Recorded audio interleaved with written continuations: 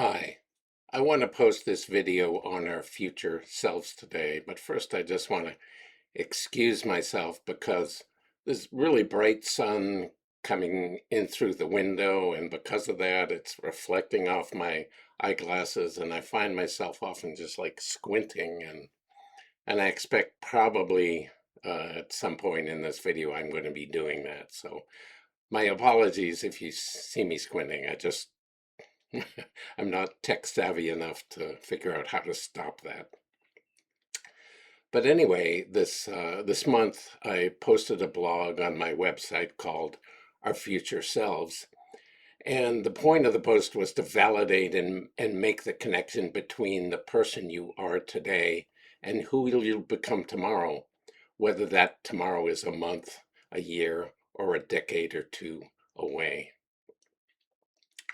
And I wanted to emphasize that the more we realize and experience that connection, the better chance we have of living a meaningful life of where we fulfill our potential and and become the person we're meant and capable of being. Also, if we do, there's a better chance of avoiding the pitfalls and the depression that always seems to follow from the current tendency to be looking backwards at our childhood and analyzing our personal history. Our chance of avoiding that becomes much better. A humorous thing I remembered was that maybe 20 years ago, Jerry Seinfeld was on The Tonight Show with Jay Leno, and it was right after New Year's, and he was talking about New Year's and talking about seeing all these car advertisements where the salesman would come on and say, "Come on down to our showroom and drive away in a new model car and no payments or interest until April." And he was just laughing at this, saying, "Wow, I love that new car. There's really no way I can afford it, but probably that guy in April can. And today I just love the car. But in April, the guy who owns that car is going to have it repossessed, pay all these fines or interest, and maybe lose his credit rating. But I guess that's his problem." Um, Another more simple example would be, here I'm saying, "Oh, I just love to go out drinking late at night." And tomorrow there's going to be someone who wakes up late and looks at his day through a headache and and has little energy to get anything done. But that's his problem. Yeah, that got nothing to do with me. I'm going to go out drinking. So this is my 40th year of leading Vision Quests. And for at least 20 of those years, I led between 7 and 9 per year. And so today I've guided somewhere north of 200 Vision Quests. And I was recently reminiscing about all those experiences and the people in them with a friend and partner of mine. And we began by sharing our memories of the amazing and wonderful folks who brought to or claimed their deepest and most authentic selves through the experience. One story led to another, and then I started remembering some of the most odd ones and the most dysfunctional ones as well that I'd witnessed in all those years.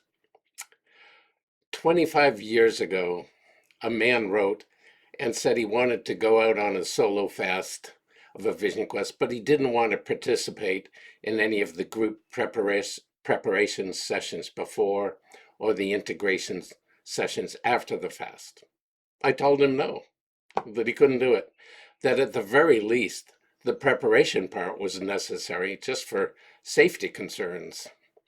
So he chose to come, and during those preparation sessions, he sat in circle with the group with a towel over his head so he wouldn't have to see or have any interactions with the people around him. And remembering that, I said to my partner, and I cannot believe I let that happen. I would never tolerate it today. So 25 years ago, I tolerated something that I would never tolerate today. Therefore, I am not the person today that I was 25 years ago. The man of 25 years ago grew or evolved into a future self he didn't know he had then. That future self is who I am today. So over the last couple of weeks, I've made a couple of blog posts and labeled them Forget Your Trauma, Part 1 and Part 2. And these posts explore, as I mentioned, the quote, pitfalls and depression that comes from our current tendency to always be looking backwards at our childhoods.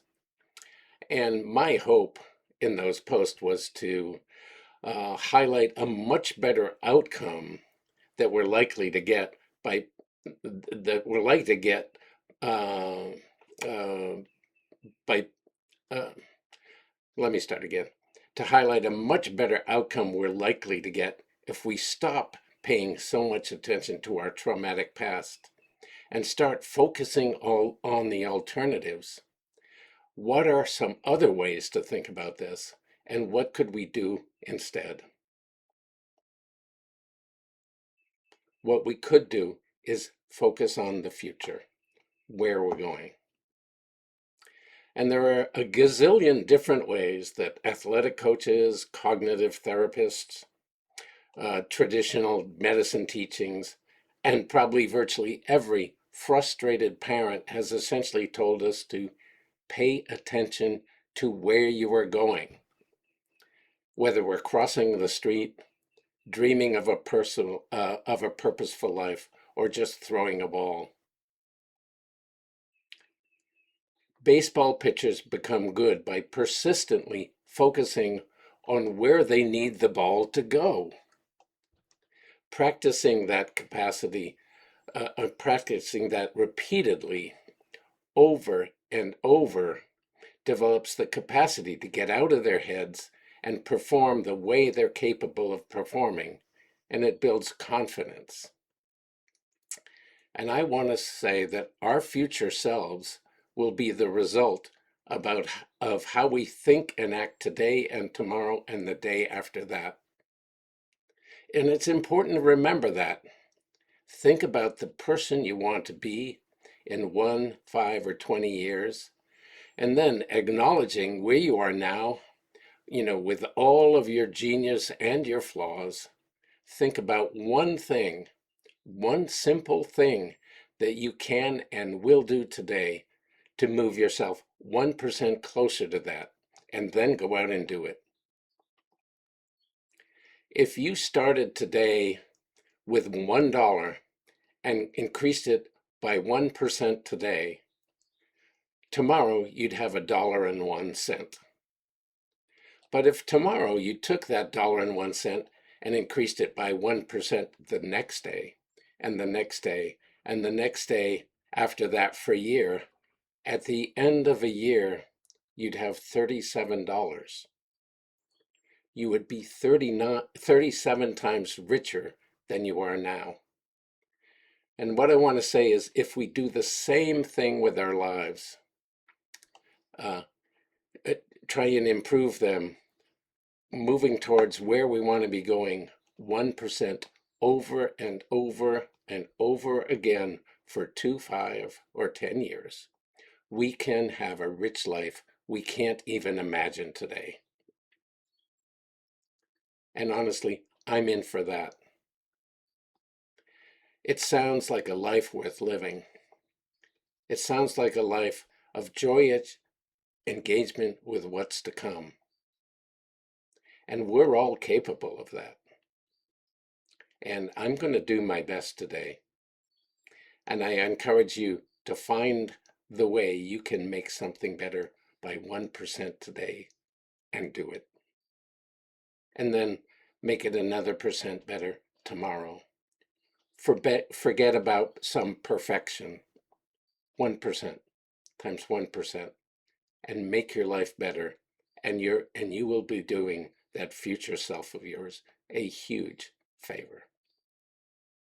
Aho, and be well.